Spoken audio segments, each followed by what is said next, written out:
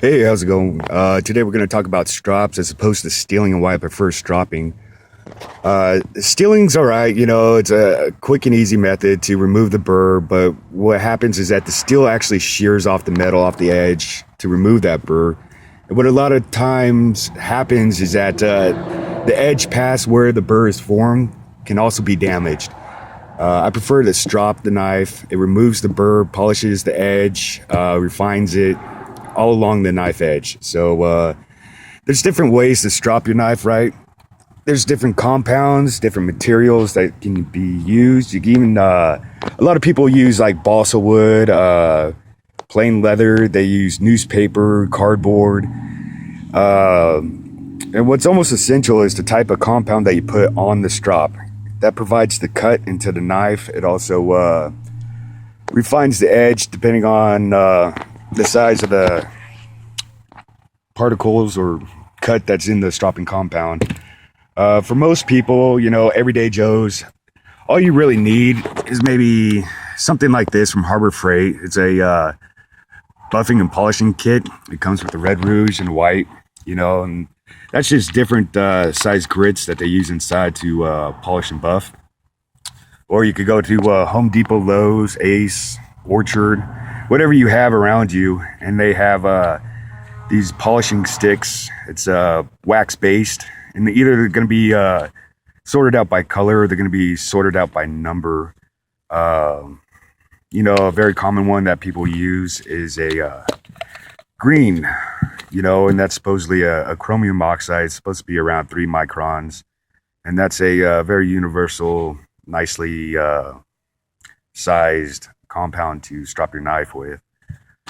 And that's all you really need. You don't need to go out and spend a bunch of money on a state-of-the-art, highly refined polishing compound, to polish up your knives because, you just need to refine the edge, align it, polish it. These also sharpen it at the same time. And these are perfect for maintaining your edge in between sharpenings. And then, if you ever get into, more refined stuff, this is the kind of stuff that I use to strop my knife with. These are micron diamond sprays. There's also diamond pastes that you can use. And these get into sub-micron. These just refine the edge, like nothing else, So how can you make your own strop? An easy way to do it would be to go to your local craft store. They sell these bags of used leather pieces. It's a pretty good deal for about 10, 12 bucks, something like that. You get a whole bag of these huge leather scraps. And all you really need to do is find a piece of wood. It's a piece of red oak. You need to find something to glue it down with. What you want to do is coat the wood with the glue, put the leather down, and you want to weight it so it's completely flat, gets all the air bubbles out, and it'll set correctly. With these ones right here, these are painting sticks from Home Depot, and that's basically what I did. The sticks were free. The leather, was cut to size, and they work great for a little handheld bench strop. From there, if you want to get a little more fancy, what you do is they sell blocks of red oak or poplar or whatever you want to use. You just cut them to size. These would be some of the scrap leather, but this is pretty good stuff. What you want to do is get some feet, attach it to the bottom, and there you go.